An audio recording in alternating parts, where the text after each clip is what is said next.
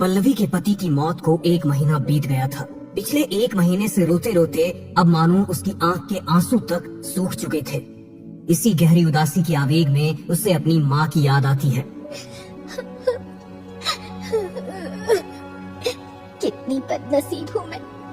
अपने जीवन के सबसे कठिन समय में आज मेरे पास रोने के लिए एक कंधा तक नहीं है। बस बहुत हुआ, अब मुझे माँ के पास जाना ही होगा। अगली सुबह ही पल्लवी अपनी 10 साल की बेटी को लेकर मुंबई के रेलवे स्टेशन पहुंच जाती है, जहां से वो पुणे की टिकट लेकर अपनी बेटी निशा के साथ ट्रेन में बैठ जाती है। मम्मा, हम ट्रेन में बैठकर कहाँ जा रहे हैं? हम तुम्हारी नानी के पास जा रहे हैं मेरी बच्ची। नानी के पास? लेकिन आपने पहले तो कभी मुझे नानी के बारे में नहीं बताया। मुझे तो लगा था कि मेरी नानी है ही नहीं। बस कुछ बातें हैं बेटा जो मैं अभी तुझे समझा नहीं सकती। खैर, आज तुम अपनी नानी से मिलोगी ना, तो देखना वो तुम्हें देखकर कितनी खुश होंगी। निशा ने अपनी माँ की गोद में सर रखा और ट्रेन की सीट पर लेट गई। अपनी बेटी के सर को सहलाते हुए पल्लवी को पुराने दिन याद आ गए और उसकी आंखों से आंसू छलकने लगे। एक बार मना कर दिया ना मैंने तुझे कि नहीं हो सकती तेरी शादी उस लड़के से।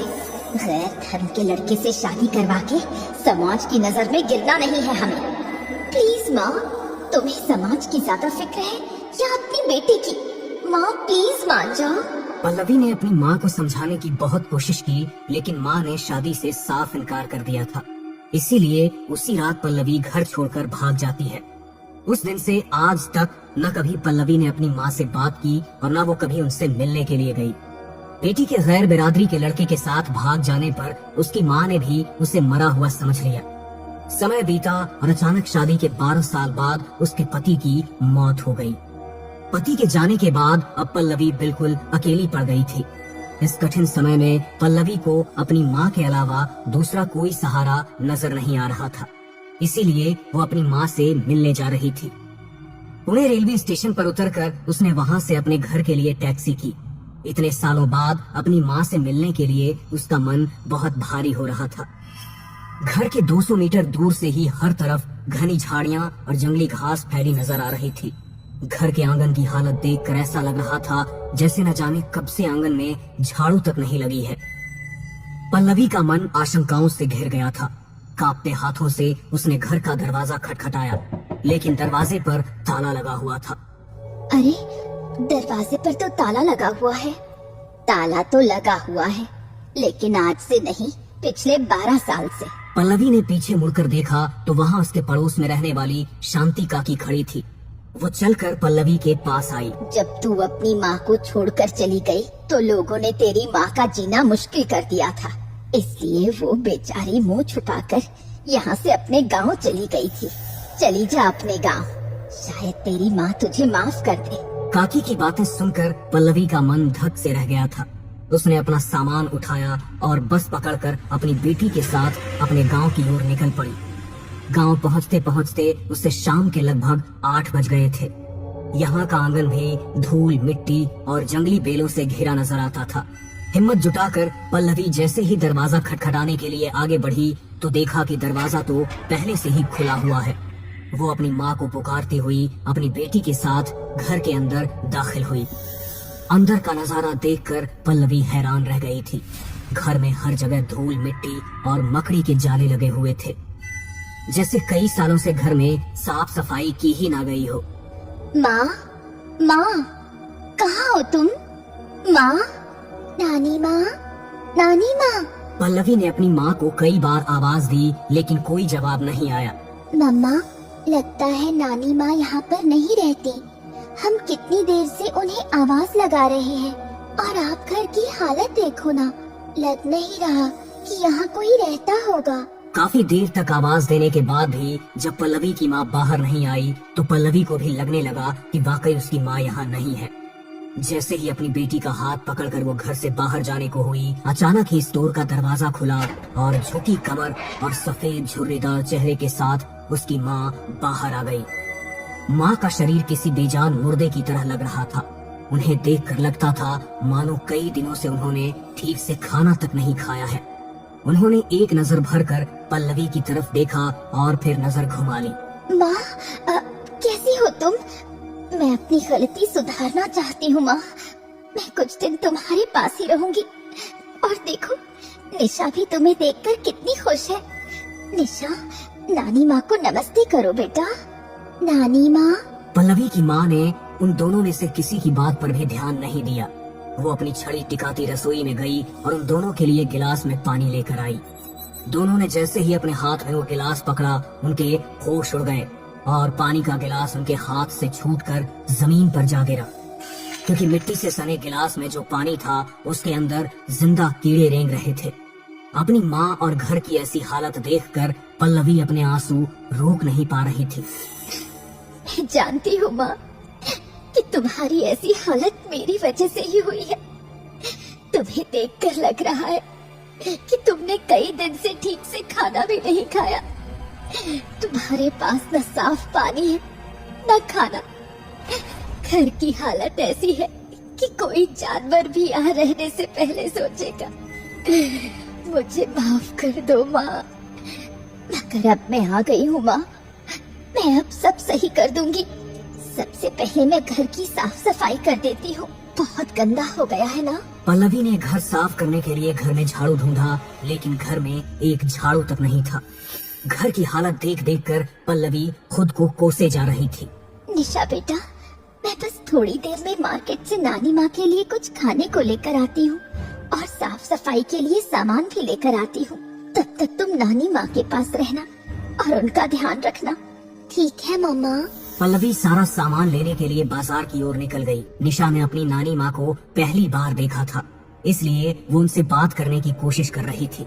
नानी माँ, आपको पता है मेरी मम्मा बिल्कुल आपके जैसी दिखती है। निशा की बात का जवाब दिए बिना ग्रैनी अपने कमरे में चली गई। ये नानी माँ कहाँ पर चली गई? मुझे यहाँ पर अकेले बैठने में बहुत डर लग रहा है। मैं भी अंदर ही चली जाती हूँ। निशा भी कमरे का दरवाजा खोलकर अंदर चली जाती है, लेकिन अंदर गहरा अंधेरा था। निशा ने चारों तरफ नजरें घुमाकर देखा, लेकिन उसकी ग्रैनी कमरे में नहीं थी। दूसरी ओर पल्लवी ने सभी जरूरी सामान ले लिया था। वो घर पहुंचने वाली थी कि तभी रास्ते में उसे गांव के एक पुराने काका मिले। उन्होंने बड़े ही अजीब तरीके से पल्लवी को देखा। क्या बात है, आज इतने सालों बाद गांव आई हो? पक्का अपनी माँ के घर को बेचने का इरादा होगा, है ना? ये आप कैसी बातें कर रहे हैं काका? भला मैं अपनी माँ के घर को क्यों बेचने लगी? मैं तो यहाँ पर अपनी माँ से मिलने आई हूँ। अगर उस घर को बेच दूंगी तो माँ कहाँ जाएंगी? क्या? अरे तुम्हारा दिमाग ठिकाने पर है या नहीं? आज से 10 साल पहले लोगों के तानों से तंग आकर बेचारी तुम्हारी माँ ने खुद को खत्म कर लिया था, और तुम कह रही हो कि तुम उससे मिलने आई हो? उसने तुम्हारी वजह से अपनी जान दी। तुम्हें तो उस घर में जाने का भी कोई हक नहीं। आई बड़ी माँ से मिलने आई हूँ। क्या ये सच नहीं हो सकता काका? मैं तो अभी अपनी माँ से मिलकर आई हूँ और मेरी बेटी तो वहीं पर है। जरूर आपको कोई गलत फहमी हुई है। क्या? गलत फहमी मुझे नहीं बल्कि तुम्हें हुई है। तुम्हारी माँ 10 साल पहले मर चुकी है, और अगर तुम्हारी बेटी उसके साथ है तो पक्का उसकी जान को खतरा है। इससे पहले कि वो तुम्हारी बेटी को कुछ नुकसान पहुँचाए, जल्दी घर चलो। नानी माँ, आप कहाँ चली गई नानी माँ? निशा ने जैसे ही अपनी नानी को आवाज लगाई तो उसे कमरे में किसी की दबी सी हंसी सुनाई दी। ये आवाज मुझे बहुत डर लग रहा है नानी माँ। आप कहाँ हो? मैं यहाँ हूँ, आओ मेरे पास आओ। वो आवाज सुनकर निशा ने जैसे ही पीछे मुड़कर देखा तो कमरे के पंखे से उसकी ग्रैनी उल्टी लटकी हुई थी।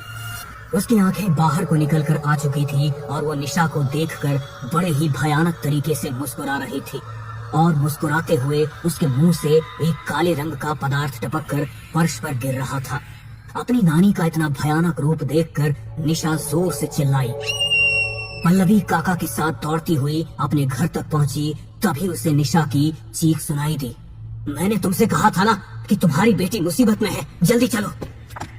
पल्लवी ने दरवाजा खोलने की कोशिश की, लेकिन दरवाजा तो मानो जैसे जाम हो गया था। पल्लवी के कोशिश करने के बावजूद भी दरवाजा नहीं खुल रहा था।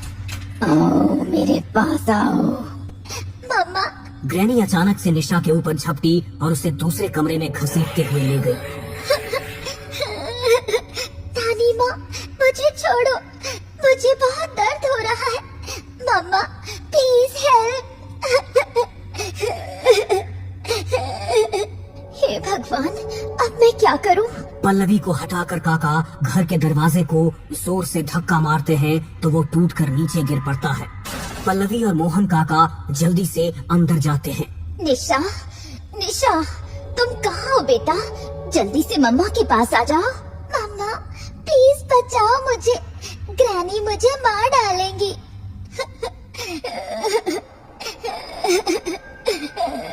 तुम कहाँ हो बेटा? घबराओ नहीं, वो तुम्हारी नानी है, कुछ नहीं होगा। पल्लवी ने जैसे ही ऐसा कहा तभी ग्रैनी ने निशा के हाथ को अपने पैने नाखूनों से बुरी तरह खरोंच दिया, जिससे निशा की दर्द भरी चीख पूरे घर में गूंज उठी। निशा कमरे का दरवाजा खोलने की कोशिश कर रही थी, तभी उसे लगा जैसे उसके पीछे से अभी कोई दौड़ कर गया है। काका ने महामृत्युंजय मंत्र पढ़ने की कोशिश की कि तभी ग्रैनी काका को उनके सामने नजर आने लगी। ग्रैनी डरावनी तरह से मुस्कुराई और तभी काका हवा में ऊपर उछलकर जमीन पर जा लगे। नीचे गिरते ही काका बेहोश हो गए और चारों ओर खून फैल गया। पल्लवी ने हिम्मत करके किसी तरह माँ के कमरे का दरवाजा खोला। कमरे में गहरा अंधेरा था, लेकिन एक कोने से निशा की सिसकियों की आवाज सुनाई दे रही थी। मम्मा प्लीज हेल्प मी मम्मा।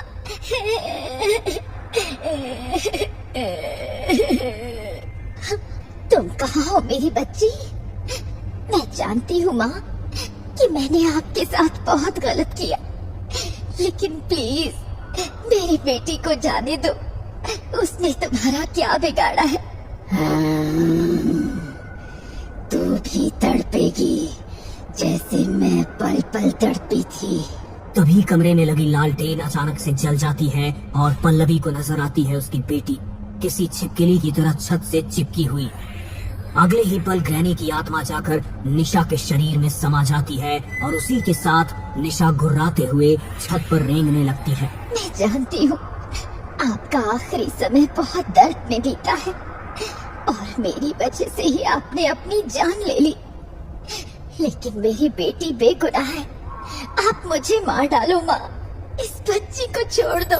पल्लवी की बातों का ग्रैनी के ऊपर कोई असर नहीं हो रहा था।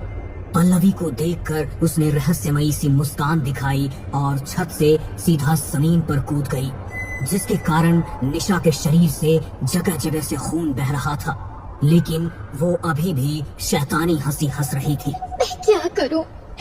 कैसे अपनी बच्ची की जान बचाऊं? कौन है जो माँ को रोक सकता है? अचानक पल्लवी की नजरों के सामने उसके बचपन की एक झलक दिखाई दी। पापा, मम्मी फिर से मुझ पर गुस्सा कर रही है, आप प्लीज इन्हें कुछ बोलो ना। अरे मधु, क्यों छोटी सी बच्ची पर गुस्सा करती हो? तुम्हें पता है ना पल्लवी प्रिंसेस है मेरी, उसके जो मन में आएगा वो करेगी। तुम भी पीछे पड़ जाती हो। हाँ हाँ, खूब बिगाड़ो इसे। आप बोल रहे हैं ना, इसलिए माफ कर रही हूँ। अगर अगली बार बदमाशी की ना तो मुझसे बुरा कोई नहीं होगा। पल्लवी को जैसे ही अपने बचपन की वो बात याद आई, उसने कमरे की दीवार की तरफ देखा जहाँ उसके पिताजी की तस्वीर टंगी हुई थी। उसने अपने पिताजी की तस्वीर के सामने हाथ जोड़े और रोते हुए उनसे कहा, पापा, बचपन में जब भी माँ मुझे डांटती थी तब आप ही मुझे उनसे बचाते थे। आज आपकी बेटी बहुत बड़ी मुसीबत में फंस गई है पापा। मेरी बच्ची की जान को खतरा है। माँ मुझे समझ नहीं पा रही। आप तो उनका गुस्सा जानते हो ना। एक बार उनको गुस्सा आ जाए तो आपके अलावा कोई उन्हें नहीं समझा सकता। पापा प्लीज, अगर आप अपनी बेटी की बात सुन रहे हैं तो मेरी बच्ची को बचा लीजिए। आपकी बेटी मुसीबत में है, अपनी बेटी की मदद कीजिए पापा। तभी पल्लवी को कुछ गिरने की आवाज सुनाई देती है। पल्लवी चौंक कर आवाज की ओर देखती है। सामने उसे घर का मंदिर दिखाई देता है, जिस पर पर्दा लगा हुआ था और मंदिर से एक मूर्ति नीचे गिरी थी। जिसके कारण उसका ध्यान इस तरफ हुआ था। क्या ये पापा का इशारा था कि मुझे इस मंदिर से मदद मिलेगी? पल्लवी मंदिर का पर्दा हटाती है और मंदिर में रखा हुआ दीपक जला देती है। उसी के साथ वो पापा का सिखाया हुआ महामृत्युंजय मंत्र और हनुमान चालीसा का पाठ करने लगती है। तभी उसे सामने मंदिर में रखी हुई गंगा जल की बोतल दिखाई देती है। पल्लवी गंगा जल की बोतल उठाकर मंत्र पढ़ते हुए सीधा अपनी बेटी निशा के सामने जाकर खड़ी हो जाती है। निशा उसे देखकर बुरी तरह से चिल्लाने लगती है। पल्लवी अपना साहस बटोरती है और निशा के ऊपर गंगा जल छिड़ककर हनुमान चालीसा पढ़ते हुए उसके सर पर हाथ रख देती है। कुछ देर तक चिल्लाने के बाद निशा बिल्कुल शांत हो जाती है। घर में अभी तक उठ रही अजीब किस्म की दुर्गंध भी अचानक से शांत हो गई थी। पल्लवी निशा का हाथ पकड़ती है और दौड़ते हुए वहां से बाहर निकल जाती है। कहते हैं अतृप्त आत्माएं बहुत शक्तिशाली होती हैं। उनके क्रोध से बच पाना आसान नहीं होता। निशा की किस्मत अच्छी थी जो वो इतनी बड़ी मुसीबत से खुद को बचा पाई।